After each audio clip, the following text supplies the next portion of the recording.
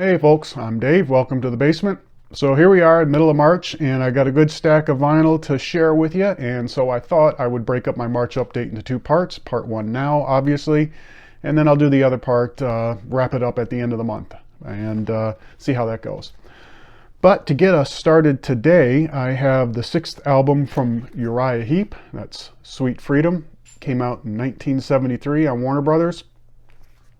And this was a pretty successful album for the band. I think it reached number 33 on the Billboard charts, propelled, I think, mostly by the track "Stealin'," which, you know, with its unmistakable opening, it's definitely a 70s rock anthem. And I think probably one of, if not my favorite Uriah Heep song.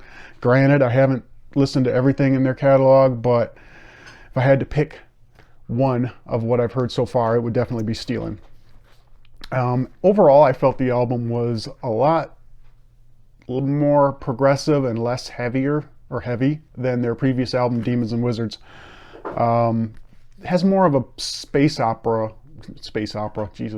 rock opera sound to it than their previous album.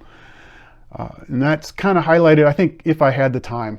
First track on side 2 is a really kind of spacey, mellow sort of track, which is kind of my favorite. I'm not a huge fan of progressive rock in general, but it's done really well on this album. It's still heavy enough to be in my good graces. Pilgrim, the last track on the album, it's the heaviest of the bunch. It's got this really crunchy guitar sound and actually kind of a heavy disco sound to it at all. If that makes it all sense to you, look it up, see what I'm talking about. And but yeah, so this was a good album. Like I said, it's not my favorite, but it is still a pretty strong album in its own right. And this, unfortunately, would be the last album featuring bass player Gary Thane. He left the band. I guess he had some substance abuse issues that would eventually lead to his overdose a couple years after this album came out. So that's kind of sad, but yeah, it is what it is. So here we are, sixth album from Uriah Heep, Sweet Freedom. All right, this next one was sort of a blind buy, but not really, and it is the self-titled debut album from the Orchids. Came out in 1980 on MCA. And the Orchids were a rock power pop band from Los Angeles. And what attracted me to this album was I saw that it was produced by Kim Fowley. And of course, he's, you know, associated with the Runaways, and here we have another all-girl group. So, and on top of that, on bass is Laurie McAllister, who played with the Runaways their last year or so. She never recorded with the band, but she toured with them, did their last few shows or whatever. So add those two together and, you know, I'm sold. And what this turns out to be is kind of a poppier version of the Runaways. It's got same kind of attitude, same kind of core sound, but not as, I don't know, snotty as the Runaways tended to be.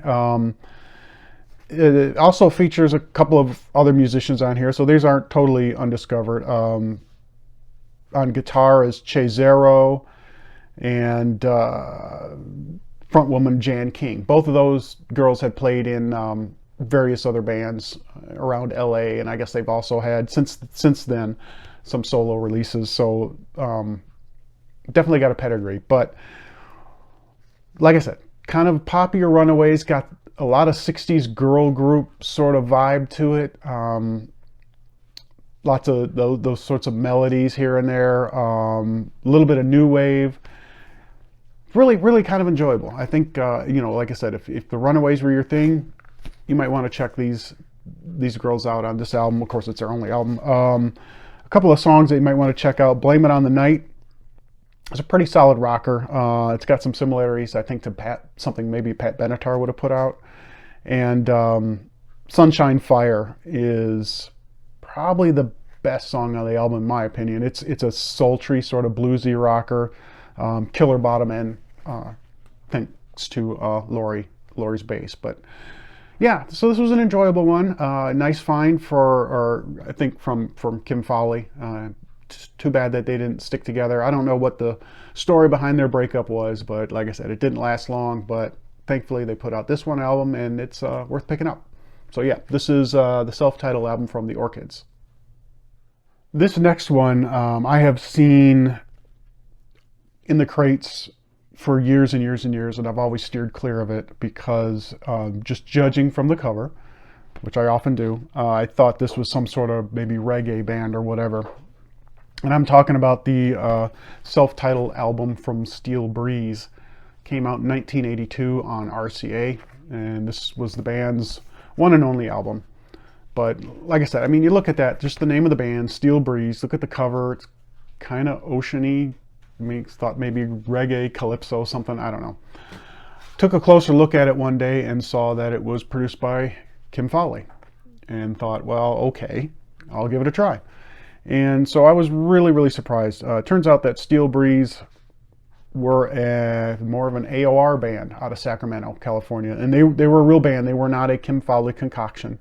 I think the story goes that a DJ was clearing out his demo tapes and getting ready to toss them, and Kim was around, involved, and took them off of his hands and went through them, and one of the demos was from Steel Breeze. So he contacted the band, they auditioned for him, and the result is this album. So yeah, and it turns out, like I said, it drifts into power pop at times, which is not bad. Still, again, totally blew away my expectations. And again, something I didn't catch, the first track on side one is You Don't Want Me Anymore, which was like a top 20 hit in the 80s, or 82 or 83, something like that. So that was surprising to hear that in this album.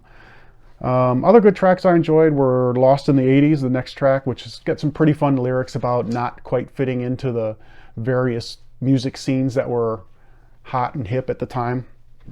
Kind of just a fun listen. Dreamin' Is Easy, I guess, was also a minor hit. Don't recall that one at all. Even after hearing it, I don't recall hearing it on the radio at all. But what might probably be my favorite on the album, song worth checking out, is first track on side 2, Every Night.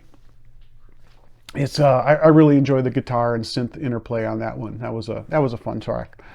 So yeah, I guess it was like 7 years after this album before they put out another one, and I'm not sure. I haven't heard anything from that one yet. I might check it out if I can find one.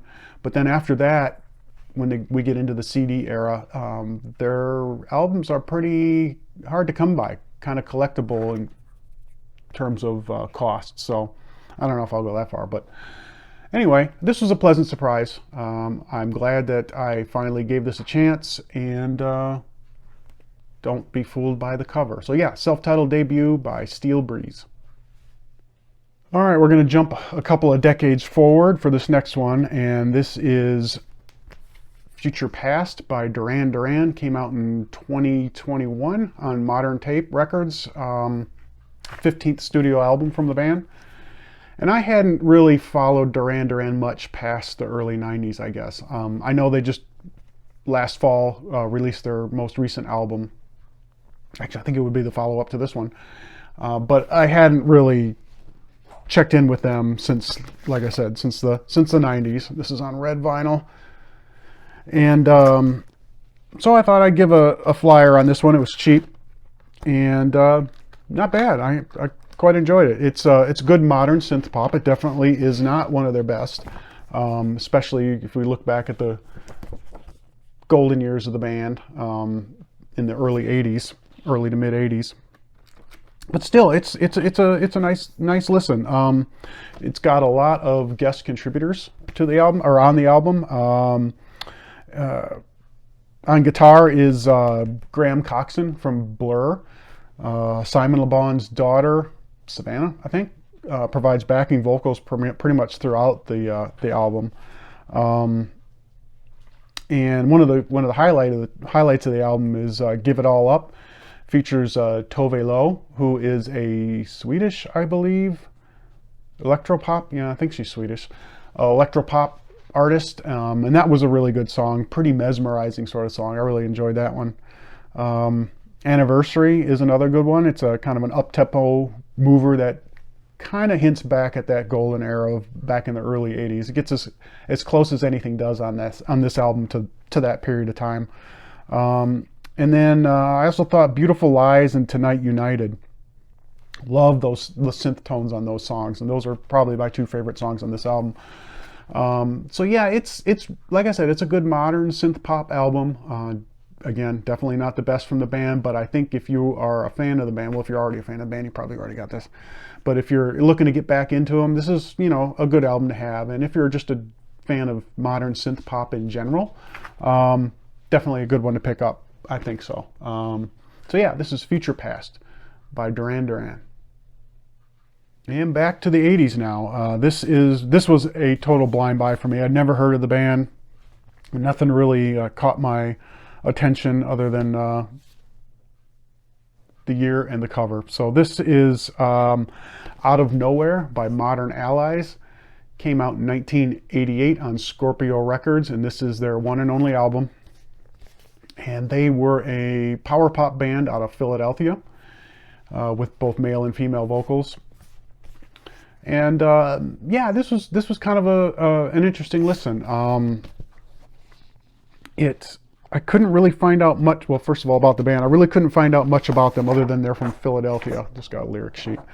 But what is cool for 1988 anyway is it did come out on red vinyl here. And there's the label. Don't know much about the record label either. But yeah, it's got good energy to this album. It's really kind of a fun sort of new wave album. Talk to Me, if you want to check out some songs. Talk to Me on side 1 is a pretty decent rocker, and One Last Time, first song on side 2, it's got some great energy as well. Vocals at times are a little soft on this, but that's okay. I still think this is kind of a hidden new wave gem. So if power pop and new wave, if you're looking to discover some new old or new old bands, give Modern Allies, give their one and only album a shot and see what you think. So yeah, self-titled, or no, I'm sorry, this is Out of Control by Modern Allies. And finally, what would one of my vinyl updates be without a Saxon album? And this time around, it is 1985's Innocence Is No Excuse. Came out on Capitol Records in the US, and this was the band's 7th album. And they, of course, starting with Crusader, they kind of were going in a more commercial hard rock direction, and this album really showcases that. And I mean, it's still an excellent album. Maybe not excellent, still a really good album. At times it can get close to sounding a little bit like Dokken maybe, but nevertheless, I still really enjoyed it.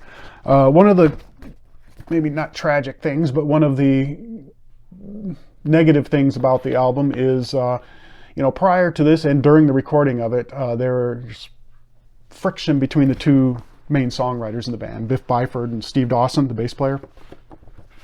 And that kind of came to a head. And again, musical differences and all. And so Steve, after this album, was fired from the band. So that was kind of a drag. But, you know, bands will be bands, right? But yeah, I still enjoy this album. It's, you know, again, not my favorite. I say it every time, but I think it's a really solid album. Call of the Wild, I think, has a really nice sing-along chorus. It's one of their better tracks. Rock and Roll Gypsy, I think, is a great driving song. So check that one out if you're not familiar with it. And Broken Heroes is probably my favorite song. No, it is my favorite song on this album. Very strong melodic power ballad. It's got a cutting guitar tone, great chorus. Really love that song. Yeah, Broken Heroes. So yeah, there you have it. Innocence Is No Excuse by Saxon. And there you have it. That's part 1 of my March vinyl update. I hope you maybe saw something that you might want to check out. Some of these albums you're familiar with, please hit me up in the comments. I'd love to hear from you and what you think of them. Love them, hate them, could care less. I don't know. still love to hear from you. So give me a drop me a line. And until next time, take care of yourselves, and we'll catch you then. See ya.